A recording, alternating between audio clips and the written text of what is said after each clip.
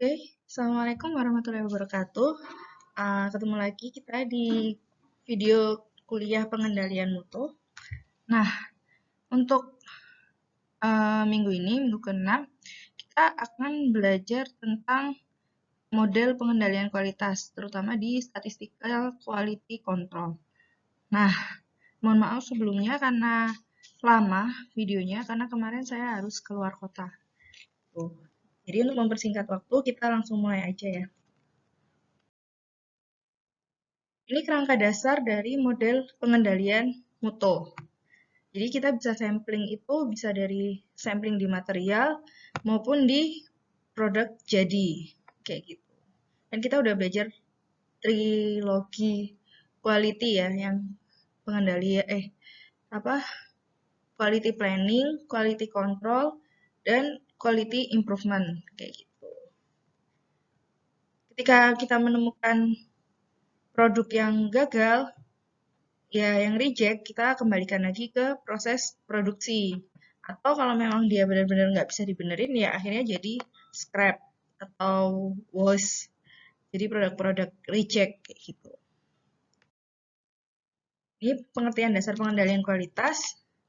Suatu sistem untuk menjaga tingkat kualitas yang diinginkan dalam produk atau jasa. Kategorinya offline quality control, dia berhubungan juga dengan statistical process control dan acceptance sampling. SPC atau Statistical Process Control adalah usaha untuk mengendalikan variasi proses guna menjaga konsistensi karakteristik kualitas produk yang dihasilkan.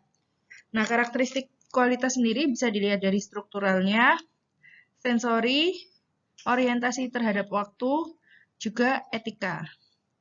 Nah, jenis pengukurannya ada kontrol variabel dan kontrol atribut. Kayak gitu. Kalau kontrol variabel, karakteristik kualitas yang dapat diukur dan diekspresikan dalam skala numerik. Contohnya kayak panjang produknya, beratnya. Kalau atribut itu diklasifikasikannya menjadi sesuai atau tidak sesuai. Jadi kayak aromanya sudah sesuai atau enggak, seleranya kayak seperti apa. Gitu. Dia diukurnya dengan Likert biasanya, bukan dengan skala numerik. Nah, ini udah dipelajari di mata kuliah statistik atau PropStat ya. Ada jenis-jenis skala, ada 3, ada skala nominal, ordinal, interval, dan rasio. Kalian pasti udah paham betul lah. Nah, ini terkait populasi dan sampel. Yang pertama ada tindakan pada proses dan ada tindakan pada lot. Jadi ini adalah kontrol untuk mengontrol proses produksinya, analisis prosesnya. Kalau yang bawah ini mengontrol pada produk jadinya, kayak gitu. Jadi populasinya adalah semua yang sudah diproses. Sampelnya itu kita ambil sampling dari lot. Lalu kita ukur, kita dapat data sampelnya, kita ukur, terus ditindakkan di prosesnya. Kayak gini. Oh, nggak bisa balik ya. Kayak yang nanti bisa dikembalikan ke proses lagi. Tapi kalau pada lot, biasanya ketika ada dari hasil pengukuran ada barang-barang yang reject, ya udah jadi scrap kayak gitu, nggak bisa diapa-apain lagi, jadi produk reject gitu aja. Nah, distribusi-distribusi yang paling sering digunakan ketika quality control, ya ini udah kalian pelajarin waktu kalian kuliah probabilitas ya. Ada distribusi kontinu dan distribusi diskrit. Distribusi kontinu, pengukuran variabel dalam skala kontinu, contohnya diameter silinder, kekentalan cat, terus habis itu panjang, panjang produk, berat produk, kayak gitu. Kalau distribusi diskrit itu bilangannya kan harus integer ya, bilangan bulat harus diskrit, contohnya kayak jumlah produk cacat. Ya, ini sekilas aja kita kembali. Distribusi diskrit yang kita pelajari ada distribusi hipergeometri. Ini kalian harusnya masih ingat lah.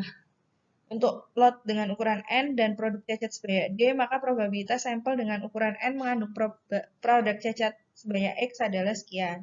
Jadi untuk memperkirakan, kayak misal dari pengalaman sebelumnya, dalam satu lot, dalam satu populasi, gagalnya ada berapa. Nah, sekarang kita punya sampel sekian. Kira-kira probabilitas gagalnya itu berapa?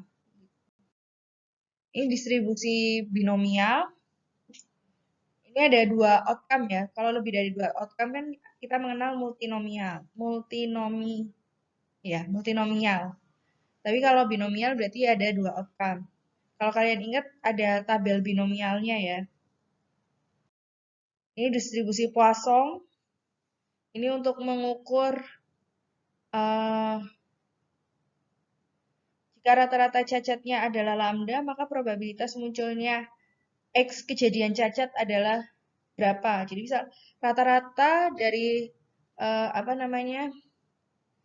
dari data historis, rata-rata produk cacat itu 20. Maka probabilitas munculnya 25 produk cacat berapa? Atau probabilitas munculnya 15 produk cacat dalam satu lot berapa? Kayak gitu. Itu distribusi Poisson. Nah, ini distribusi yang kontinu. Ada distribusi normal untuk pengukuran dengan sebaran di sekitar nilai sentral. Ini kan gambar diagram loncengnya. Terus nanti kalian bisa lihat di tabel normal atau kalian ukur pakai SPSS atau pakai Excel. Itu bisa.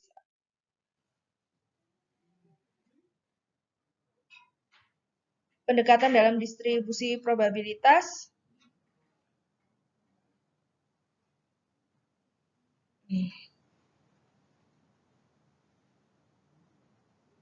Ini model pendekatan dalam distribusi probabilitas ya. Jadi ketika P-nya probabilitasnya semakin kecil, untuk nilai N atau nilai sampel yang besar, itu maka sebenarnya hasilnya itu sangat bagus, hasil quality control-nya. Gitu.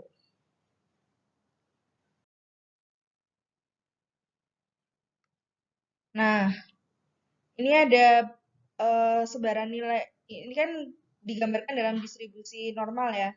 Ini distribusi nilai individu, masing-masing sampel.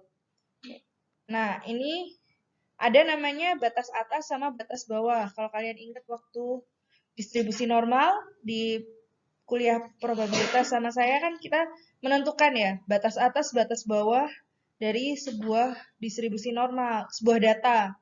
Nah, ketika dia ada di daerah penolakan, di atas batas atas dan di bawah batas bawah, maka yang terjadi adalah dia di luar batas kendali, di luar kontrol chart. Berarti dia ya produk-produk dicek kayak gitu. Ini rumus dari distribusi normal ya. Tapi kok berantakan? X min mu, X bar min mu per sigma per akar N. Nah, ini agak mengulang lagi. 7 tools of quality, ada cause and effect diagram atau kalian mengenal fishbone, ada check sheet, ada control chart, ada histogram, scatter chart, Pareto chart, dan flow chart. Ini cause and effect diagram atau fishbone itu dikembangkan oleh Ishikawa. Dia mempresentasikan hubungan antara dampak dan penyebab potensialnya. Tipe diagram sebab akibat ada enumerasi penyebab, analisis dispersi, dan analisis proses. Ini gambarnya ya. Jadi ini dampak akhirnya, terus ada penyebabnya, tulang ikan yang pertama, terus ada ranting-rantingnya, ada anak ranting juga. Gimana caranya kita bisa menjabarkan sampai anak ranting terkecil, agar kita benar-benar tahu akar masalahnya itu di mana sih yang bisa berdampak seperti ini. Lalu ada analisis stratifikasi, yaitu proses memilah basis data sehingga dapat dikembangkan subset atau klasifikasi. Contoh klasifikasi cacat berdasarkan klasifikasi lintasan produksi, kelompok pekerja, dan sebagainya. Lalu check sheet atau lembar pengecekan digunakan untuk mengumpulkan data yang diperlukan untuk monitoring dan analisis masalah. Dirancang sesuai dengan informasi yang diperlukan untuk analisis permasalahan. Contoh jumlah cacat per hari. Kalau dulu saya pernah di kerja praktek di pabrik Philips, check sheet-nya itu dalam bentuk logbook. Jadi kita di ada logbook harian di mana kita harus ngecek satu-satu di check sheet-nya. Jadi berapa cacat per harinya, berapa jumlah produksinya, terus penyebab cacatnya apa, itu semua harus dicatatkan dalam logbook. Itu bagian dari check sheet, contoh dari check sheet. Cacatnya di mana, jumlah cacatnya berapa. Jadi kalau misal ada satu mesin, dalam satu line produksi ada satu mesin yang sering break, nah itu kan jadi pertanyaan, berarti butuh maintenance lebih di mesinnya. Karena biasanya kalau jumlah cacatnya, misal mesin A, keluar nih hasil mesin A apa. Nah, dicek, misal kalau dulu ini deh di Philips, pertama kan mesin ini dulu, bikin silinder lampu, kalian tahu lampu TL kan? Nah, lampu TL itu bikin silinder panjangnya dulu. Mesin A itu, mesin pertama itu bikin silinder panjang. Nah, kalau diameter silindernya itu udah salah, banyak yang di reject, maka mesinnya itu namanya di break. Di break itu dihentikan produksinya, terus dicek kenapa kok dia sering ngehasilin diameter yang salah. Nah, kalau udah di break, kalau udah beberapa kali di break, itu jadi pertanyaan, berarti mesin ini harus di maintenance. Terus kayak misal setelah mesin pembuat silinder kan mesin potong. Nah, hasil potongan dan panjang silindernya yang dipotong itu juga dicek. Kalau misal banyak yang reject ya di break mesinnya kayak gitu. Terus berikutnya ada mesin apa lagi kalau misalnya banyak. Jadi quality controlnya itu nggak hanya di produk akhir tapi di masing-masing proses mesinnya gitu. Dicek.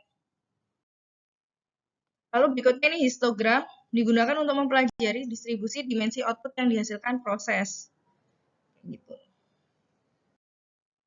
Terus ada diagram sebar atau scatter digunakan untuk menganalisis relasi antara dua faktor.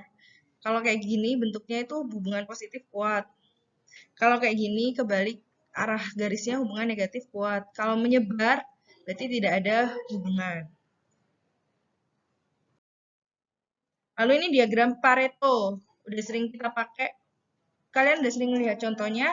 Digunakan untuk menentukan prioritas perbaikan kualitas berdasarkan data. Prinsip dasar 20% faktor berkontribusi terhadap 80% permasalahan. Jadi yang paling tinggi itu yang kita perbaikin lebih dulu.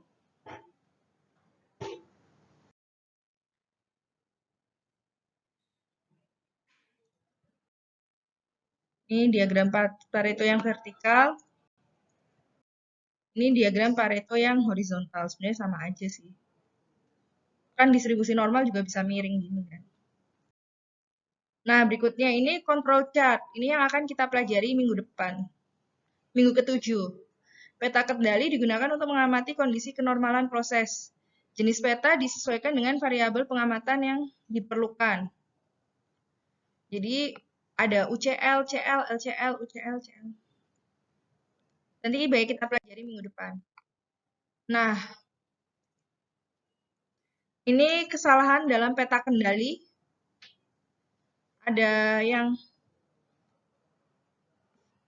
tipe 1, error tipe 1, ada error tipe 2. Ini pemilihan peta kendali, jadi peta kendali itu ada peta kendali variabel dan peta kendali atribut. Nanti jenis-jenis peta kendali apa aja kita pelajari di minggu 7. Ya, peta kendali variabel sama peta kendali atribut. Nah, ini untuk kesalahan dalam pengendalian proses, ada tipe 1 atau alpha, itu resiko produsen, dan tipe 2 atau beta, itu resiko konsumen. Kesalahan yang terjadi pada saat nilai sampel berada di luar, kesalahan tipe 1 atau alpha adalah kesalahan yang terjadi pada saat nilai sampel berada di luar batas kendali, namun proses sebenarnya itu dalam kendali, itu random effect. Sedangkan kalau resiko konsumen atau beta, kesalahan yang terjadi pada saat nilai sampel berada di dalam batas kendali, tapi prosesnya itu sebenarnya tidak dalam kendali. atau alias dia ada pergeseran kurva, pergeseran proses. Itu sih, materinya ini aja, nggak banyak. Tentang peta kendali akan kita bahas lebih lanjut di minggu ke-7. Tetap semangat, tetap jaga kesehatan kalian. Mohon maaf atas keterlambatannya dan kekurangan yang lain sebagainya. Kalau ada pertanyaan, jangan sungkan-sungkan bertanya. Sekian dari saya. Assalamualaikum warahmatullahi wabarakatuh.